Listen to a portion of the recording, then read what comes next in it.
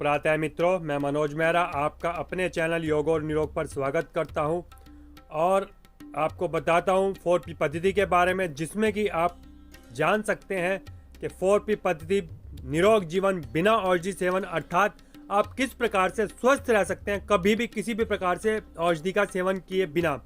जो हमारे regular viewers हैं वो सभी जानते हैं कि 4P पद्धति में हमारा इस प्रकार का सिस्टम है जिसको आप फॉलो करके सभी स्वस्थ रह सकते हैं, कभी बीमार नहीं पड़ेंगे, कभी आपको औषधि लेने की आवश्यकता नहीं होती है, कभी किसी डॉक्टर के पास जाने की आवश्यकता नहीं होती है।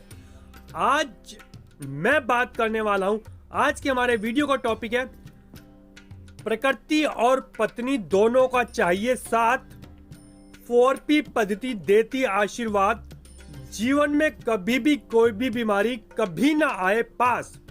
इसका मतलब क्या है? जो लोग रेगुलर हैं वो जानते हैं 4P पद्धति में बताते हैं कि जो रसोई में घर में खाना बनता है, यदि हम उसको खाना छोड़ दें और परमात्मा की जो रसोई में खाना बनता है उसको हम ग्रहण करना प्रारंभ कर दें तो हम कभी भी बीमार नहीं पड़ सकते हैं।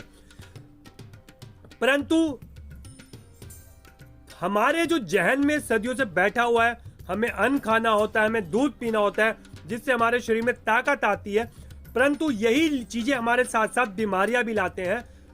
लेकिन यदि कोई व्यक्ति चाहता है कि मैं 4P पद्धति को फॉलो भी करूं, स्वस्थ भी रहूं, लेकिन अपनी पत्नी को भी नाराज ना करूं, क्योंकि 4P पद्धति में तो सभी कुछ प्राकृतिक रूप से खाने के लिए कहा जाता है, लेकिन प्रारंभ में लोगों से नहीं 4P पद्धति को फॉलो किया जाता।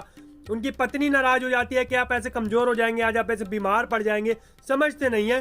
तो समाज में रहने के लिए, अपने परिवार में रहने के लिए हम एक बीच का रास्ता भी निकाल सकते हैं 4P पद्धति में, जिसके लिए हमने ये टॉपिक का नाम लिया है अच्छा खासा, प्रकृति और पत्नी दोनों का चाहिए साथ, 4P पद्धति देती आशीर्वाद, कोई बीमारी कभी भी ना आए पास। मतलब क्या है? मतलब 4P पद्धति के आधार पर आपको सभी तरह से रसोई का बना हुआ खाना छोड़ना होता है, अग्नि का पका हुआ खाना छोड़ना होता है। परंतु यदि हमने प्रकृति और पत्नी दोनों का साथ लेना है और अपने आप को स्वस्थ भी रखना है, अपने आप को बीमार भी नहीं रखना है, तो हमें सामंजस्य बनाना पड़ेगा। इस वीडियो को लास्ट तक देखना पड़ेगा, अंत तक देखना पड़ेगा। जो पूरी तरह से शुद्ध रूप से 4P को फॉलो नहीं कर पा रहे हैं परंतु चाहते हैं कि मैं 4P भी फॉलो करूं, कुछ पत्नी का भी साथ मिलता रहे और मैं स्वस्थ भी रहूं, उनके लिए यह वीडियो देखना आज अत्यंत आवश्यक है। अंत तक देखेंगे, एकाग्रचित्त होकर देखेंगे, पूरी बात को समझ कर चलेंगे, तो मैं आपको विश्वास दिलाता हूं कि आप जीवन में कभी भी बीमार नहीं पड़ेंगे। यदि आपके शरीर में कोई बीमारी है तो वो दूर हो जाएगी और आपको कभी भी किसी भी प्रकार से चिकित्सक के पास जाने की आवश्यकता नहीं पड़ेगी, कोई भी औषधि लेने की आवश्यकता नहीं पड़ेगी, क्योंकि हमारी 4P पद्धति में यह पक्का आपको विश्वास दिलाया जाता है कि सबसे बड़ा चिकित्सक वो परमपिता परमेश्वर है जो आपके शरीर में विद्यमान है। वो कभी नहीं चाहता है कि आप बीमार हो, परंतु आप लगातार तली भुनी चीजें, चटकारे वाली चीजें, अग्नि पर पकी हुई चीजें खाते रहते हैं और हमारा सिस्टम उसको अपोज करता रहता है, उसका विरोध करता रहता है। परंतु फिर भी जब हम लगातार उसके ऊपर एक्स्ट्रा बर्डन डालते रहते हैं, तब हमारा शरीर धीरे धीरे धीरे थकता चला जाता है और फिर हमारे शरीर में बीमारियां उत्पन्न होने लगती है और कीटाणु जीवाणु हमारे शरीर में घर बना लेते हैं और हम बीमार पड़ जाते हैं। तो यदि आप चाहते हैं कि बहुत तेजी से स्वस्थ हो जाएं, तो आपको 4P पद्धति पूरी तरह से अपने जीवन में फॉलो कर लेनी चाहिए। यदि नहीं कर पा रहे हैं तो फिर सामंजस्य बैठा लेना चाहिए। 4P पद्धति की में बताया गया कि आपको अग्नि पे कुछ नहीं खाना है, पूरा दिन परमात्मा की रसोई में बना हुआ खाना है।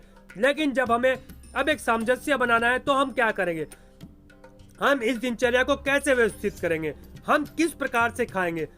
लेकिन जो लोग 4P पद्धति को समझ चुके हैं वो तो बताइए उन्हें कि हम बताते हैं कि क्यों खाने की आपके शरीर को आवश्यकता है। यदि आपने इस प्रश्न का जवाब अपने आप से पूछा कि मुझे क्यों खाना चाहिए, मुझे खाने से क्या मिलता है, तो आप तो पूरी तरह से 4P पद्धति को फॉलो करेंगे। परंतु यदि आप पूरी तरह से 4P पद्धति फॉलो नहीं कर पा रहे हैं तो आज के सिस्टम में मैं पूरी विस्तार से बता रहा हूं, पत्नी और प्रकृति को साथ निभाएं, कितना खाएं, कब खाएं, कैसे खाएं। सर्वप्रथम आपको यह पक्का दृढ़ निश्चय कर लेना होता है कि मुझे पूरे दिन में कभी भी किसी भी समय अग्नि पर बना हुआ भोजन नहीं लेना है, पका हुआ भोजन नहीं लेना है। अर्थात आप जब भी पका हुआ भोजन चाहते हैं पत्नी के हाथ का बना हुआ भोजन चाहते हैं तो आपको सूर्यास्त के बाद ही लेना होता है। उससे पहले आप क्या करेंगे, रसाहार करेंगे, फलाहार करेंगे, सलाद लेंगे, गाजर, मूली, खीरा, ककड़ी, टमाटर, केला, सेब, संतरा, पपीता, चीकू, अनानास, अनार आदि चीजों उसको उनका जूस ले सकते हैं, सर्वोत्तम है। नहीं लेते हैं तो इनको काट कर खा सकते हैं, परंतु दिन में सूर्यास्त से पहले आपने परमात्मा की रसोई का बना हुआ खाना है, प्रकृति का बना हुआ खाना है। तत्पश्चात जब सूर्यास्त हो जाएगा तो शाम के समय आपने पत्नी का बना हुआ भोजन लेना है, लेकिन उस भोजन को लेने में एक शर्त होती है छोटी सी। आप जितनी सब्जी खाएंगे उसकी आपके भोजन में 75% की मात्रा होगी, 25% की मात्रा आपके उसके भोजन में सब्जी की होगी जो कि पकी हुई सब्जी होगी। और इस खाने से पहले आपको कम से कम 250 ग्राम से लेके 500 ग्राम तक सलाद, खीरा, ककड़ी, टमाटर आदि को लेना होगा। तब आप पत्नी और प्रकृति में एक सामंजस्य बना पाएंगे और आप कभी भी बीमार नहीं पड़ेंगे। जो आपको मैंने बताया, सब्जी के साथ चपाती लेनी है। चपाती में भी आप भरवा चपाती बनाएं तो बहुत सर्वोत्तम रहता है। भरवा चपाती कैसे बनती है उसके लिए आप विस्तार से विवरण मेरी वीडियो देख सकते हैं, जिसमें मैंने बताया हुआ भरवा चपाती किस प्रकार से बनाते हैं। उसका लिंक डिस्क्रिप्शन में दूंगा। 4P पद्धति भी जिन लोगों को मालूम नहीं है, उसको भी विस्तार से समझना चाहते हैं, तो उसका लिंक भी मैं डिस्क्रिप्शन में दूंगा। वहां पर जाके आपके पूरी 4P पद्धति को कैसे फॉलो करते हैं, जिससे क्या फायदा होता है, इस सिस्टम में क्या क्या करना होता है, पूरा विस्तार से बताया गया है। वो भी आप फॉलो कर सकते हैं। और आपको कोई बात आज समझ नहीं आई है, पुराने वीडियोस में समझ नहीं है, या आपको बीमारी है कुछ, उसकी इलाज नहीं हो पा रहा है, आपको कोई भी समस्या है, तो आप मेरे व्हाट्सएप नंबर पे मुझे व्हाट्सएप करके एक मैसेज कर सकते हैं। नंबर है 9927278327। अब चलिए, यदि आपको आज की बातें अच्छी लगती हैं तो इसको लाइक कर सकते हैं। आप चाहते हैं कि आपका मित्र, आपका समाज सभी स्वस्थ हो, तो आप इस वीडियो को शेयर कर सकते हैं। हमारे चैनल को सब्सक्राइब कर लेंगे तो आपको सारी वीडियोस के लेटेस्ट अपडेट्स मिलते रहेंगे जो भी इस चैनल पर अपलोड होती है। अब हम बात कर रहे थे कि हमें चपाती लेनी है 25%, 75% सब्जी लेनी है और 50% खाने में सलाद को ग्रहण करना है। इस प्रकार से हम स्वस्थ रह सकते हैं। दिन में कभी भी पक्का खाना नहीं खाना है, गैस पर पका हुआ नहीं खाना है। वैसे तो आप ये लोग जानते ही हैं कि मैं कच्चा खाना जिसे कहता हूँ वो परमात्मा की रसोई में बना हुआ पुण्य पक्व पकवान है।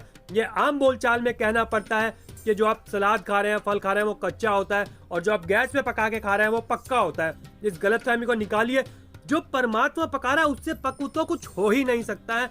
ये जो आप रसोई में बना हुआ, गैस पे बना हुआ खाते हैं तो जहर हो जाता है, मृत हो जाता है, और मृत वस्तु कभी भी जीवन नहीं देती है। आपने कभी जंगल में देखा होगा, कभी कभी कोई हिरण या और कुछ कौवा, चील मरे हुए पड़े हुए होते हैं तो उसके आसपास कीड़े मकोड़े मंडराते रहते हैं जो कि उसके पूरे शरीर को खा जाते हैं। तो इसी प्रकार से जब मृत भोजन हमारे पेट में जाता है तो वहां पर भी कीड़े उत्पन्न हो जाते हैं उस मृत भोजन को खाने के लिए, और वही हमारे शरीर में बीमारी का रूप आ जाते हैं।